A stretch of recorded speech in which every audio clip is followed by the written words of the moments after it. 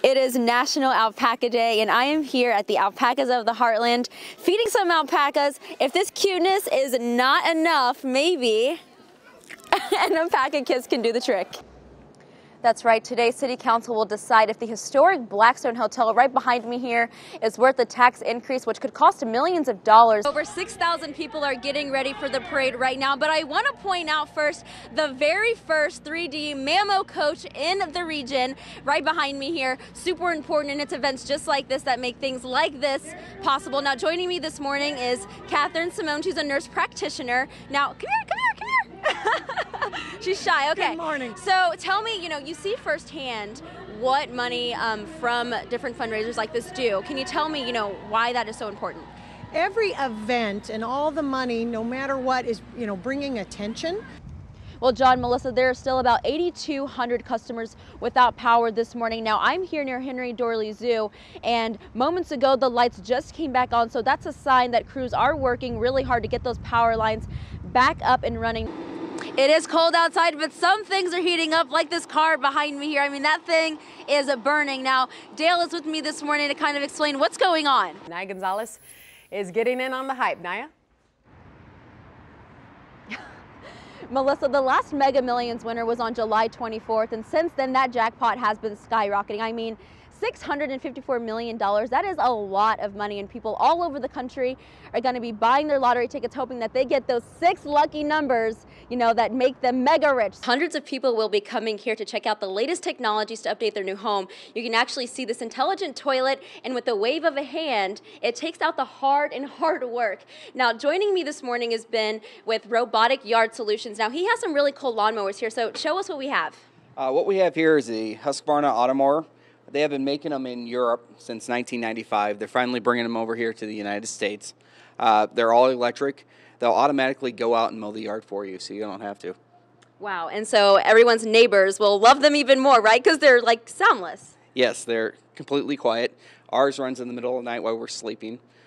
They won't bother your neighbor at all. Well, John, Melissa, the roads in Omaha and in Council Bluffs, they weren't that bad, but it was the heavy winds causing a big issue, especially for the semi-trucks who were traveling through the area. But in Nebraska City and from Nebraska City to the Missouri border, I mean, it was pretty bad. A lot of accidents and whiteout conditions caused parts of I-80 and I-29 to shut down. That's right. People have been rolling in all morning, buying lottery tickets, hoping today is their lucky day. $1.6 billion on the line. That drawing is tonight. Now, the odds might be long, but there are a few different things that you should be aware of in the case that you do win. That's right, the holiday deals are starting early today. Everything at the store is $5. That's right, $5. I did not stutter, so crazy. It's super windy, as you can tell, very cold, and all of these people behind me are braving the cold today. That's right, we've got GPS systems here, pillows, this air compression massager, so a bunch of different things that you can find. I mean, the possibilities are endless. It's all a mystery, and the thing is, everything is $5, so super affordable. And like I said, everything is a mystery, so you're gonna have to get down here, check the bins, and see what you can find. That's right, I want to show you 36th Street here near I-80. The road, it's not snowing anymore, but it seems like it's kind of crunchy here and icy. So just keep in mind as you head out this morning, those side roads can be slick and icy. And I also want to show you the interstate here. Now the road, it is clear. I have seen several plow trucks. Actually, 2 just went by. And Melissa, police say due to the number of times the victim was shot and where her wounds were located, they are calling her injuries life-threatening. The victim is in the hospital this morning. Now, I want to show you the scene here. There's not much left behind of the building here near 168th and Harrison, but many people said they not only heard the explosion, but they felt it, and fire marshals are saying this was no accident. Now, I want to show you some of that video from Sunday morning. I'm right outside South Park Apartments. This is where that fire started. Now, I want to take a quick look at it here. Just from looking on the outside, it doesn't look like there was too much damage to the building, but crews were out here until about 3:30. That's when they wrapped up the scene. So it gives you an idea of maybe how bad that damage might be on the inside. Now, I'm told family members picked up some of the residents that lived here and took them home. Anyone who was not able to go home, they were transported to to Plattsmouth High School, and so that's where they are, and Red Cross is helping them get accommodated, getting them meals and anything that they might need.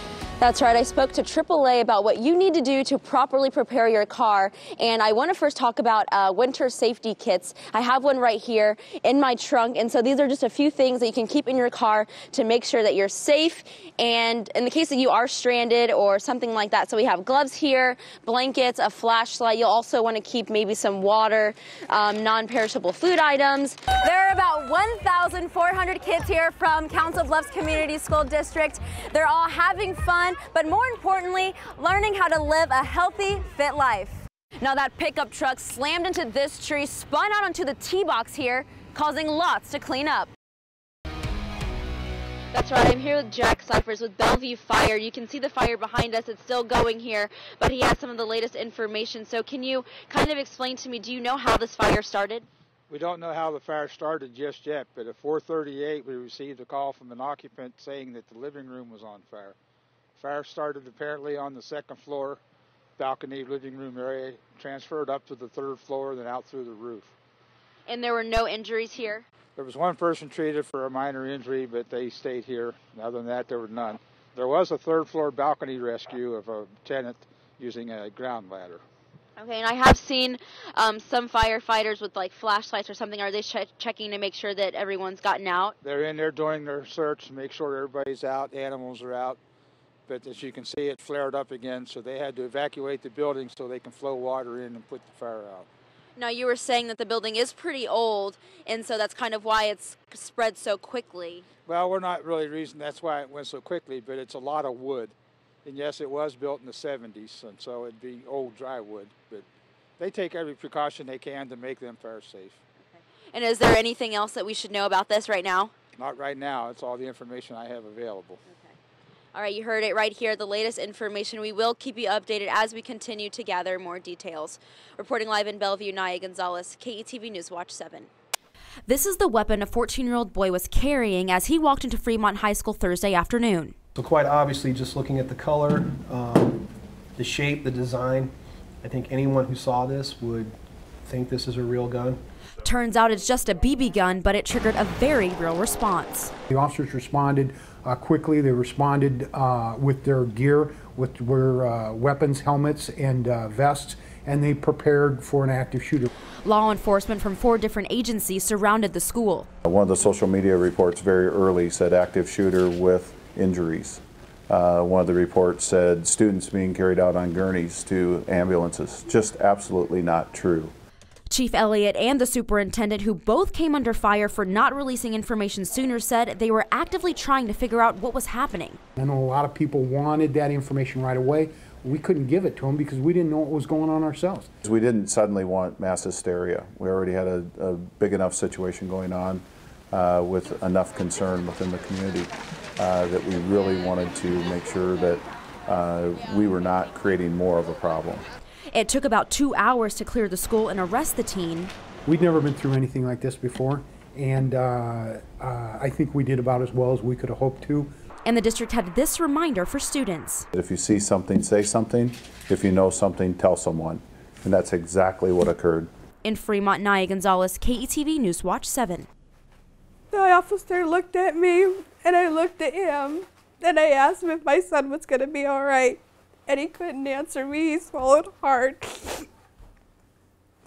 And he said, I told him not to lie to me, to just come out and just tell me. And he told me right then and there that Brian had passed away. So much pain from a mother who lost her son just hours ago. A Tuesday night shooting at this Bellevue apartment complex left the 23-year-old dead. The family's waiting for answers, knowing Brian Fayler's killer is still out there. KETV News Watch 7's Niyah Gonzalez has the emotional family interview at 5 from Sarpy County.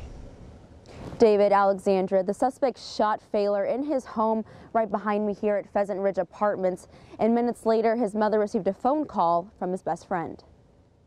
I'm living a nightmare right now. A call no mom ever wants to answer. The emotion still raw hours after Michelle Bridger learned her son had been shot. I was frozen at that point. and I'm yelling, Stan, to get dressed, that we needed to go to the apartment to find out what was going on. First responders on the scene at the Pheasant Ridge Apartments in Bellevue Tuesday night ultimately could not save her son. The ambulance, the fire trucks, and when I got to the apartment, I just knew something wasn't right. Someone shot 23-year-old Brian Failer in the back. He died in the hospital. And he told me right then and there that Brian had passed away. They couldn't tell me anything. I still, at this point, I don't know anything. Now the family wonders how this happened and why. He'd give you the shirt off his back if you needed it. He loved his family. I just don't understand any of this. I'm just having a hard time trying to figure out why somebody would be so cold and heartless. So they wait for police to find Brian's killer. We just pray for justice and closure. Bellevue police do not have anyone in custody. The family started a fundraiser on Facebook to pay for Brian's funeral arrangements. I posted a link to that on KETV.com. Reporting live in Bellevue, Niyah Gonzalez, KETV News Watch 7. Look at that, I didn't even break the yolk. I am quite good. Scott Marr cooking eggs and living life, something his family and doctors at Methodist Hospital didn't think was possible just weeks ago. He wasn't responding to anything, any commands, reflexes, nothing. December 12th, Marr was found in his home unresponsive, rushed to the hospital with a life-threatening stroke. We were worried that in his case, this was not a reversible process and that it was going to proceed to brain death. With Marr hooked up to a ventilator and minimal brain activity, his children facing a harsh reality. We all said our goodbyes before he was extubated because we weren't sure what to expect. But he kept breathing on his own. He had always said, I never want you to see me lying in a hospital bed, lying in a nursing home. And so we all went home that night. The next day. That next morning, we actually had appointments at cremation places. But his kids went to check on their dad one more time. I went in just to talk to him like we had been this whole time, and I said, hi, Dad, and he smiled at me. And I literally thought I was dreaming. It was the craziest moment ever. Turns out Marr suffered a rare condition called Press syndrome, commonly caused by high blood pressure. It presents and it looks like a massive brainstem stroke. I don't want to make this a hugely religious thing, but I'll tell you what, it was pretty much of a miracle. And now at Methodist, Marr is known as the Miracle Man, but he says it couldn't have happened without his kids. You guys saved my life. You did. You saved my life. And no one can ask for more than that from their children. The former Creighton play-by-play man summed it up like this. Yep. All right, there. And that's what this experience has been, nothing but nylon. In Omaha, Niyah Gonzalez, KETV News Watch 7.